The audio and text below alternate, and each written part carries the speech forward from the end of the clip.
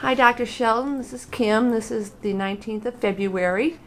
You've seen me now twice since I've come back from my hypercare surgery with Dr. Gent, and you see what I'm dealing with. Would you please describe what I'm dealing with from this point forward? Yeah. So, right ankle leg-wise, it seems the more Kim's bared weight, the more it's started to aggravate.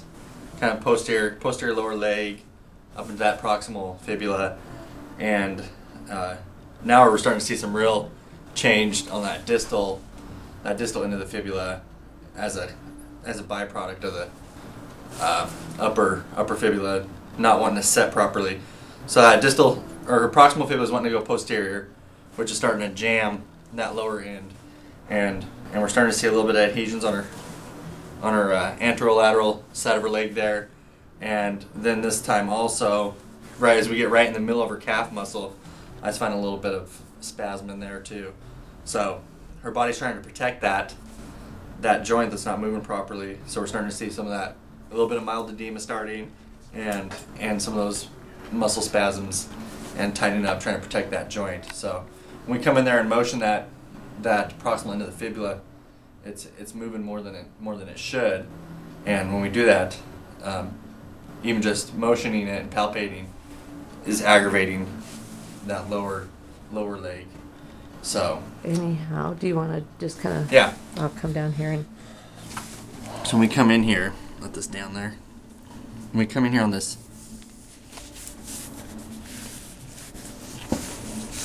proximal, and this thing's just... Oh my God. Just moving a little more than it should. You know, we're talking about joint-wise, we're talking about millimeters, which doesn't sound like a lot, but it's a big deal.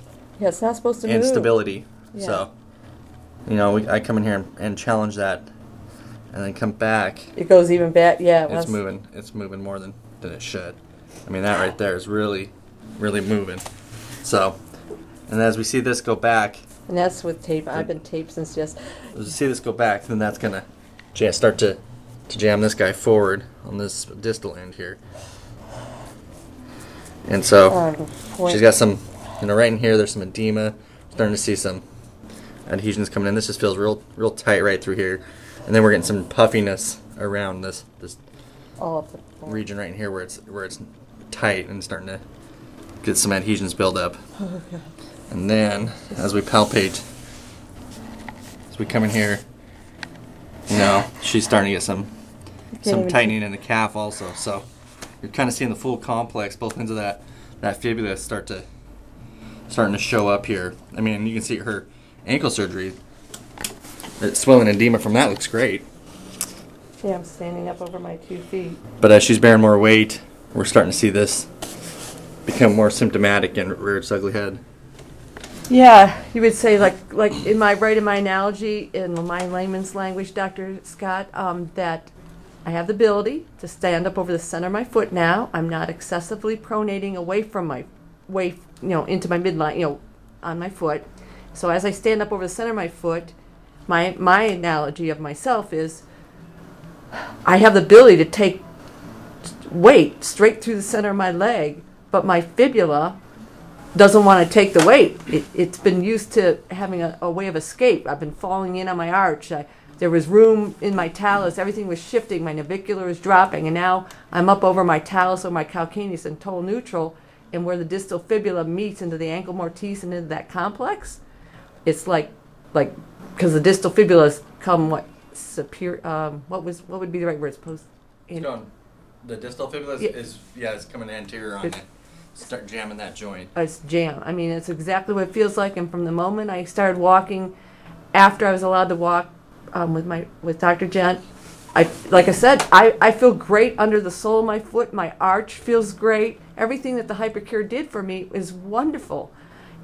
This other part of the chronic problem was already there, and now I mean, it's a classic Kinetic chain example. As that foot's more stable, now it's stressing this knee more, and classic example of how the Kinetic chain works, and how that is tied into both ends now, and seeing how that's changing. And obviously, we've had years of this other excessive pronation, and I read in chiropractic literature, which you would confirm, right, that like excessive pronation can contribute to posterior subluxating of the proximal tibio-fibula joint, and that's been my pattern. And it's subluxed enough, it's been so chronic that it's created an obvious joint instability of that proximal tib-fib joint. And in my own heart, I know it's beyond return.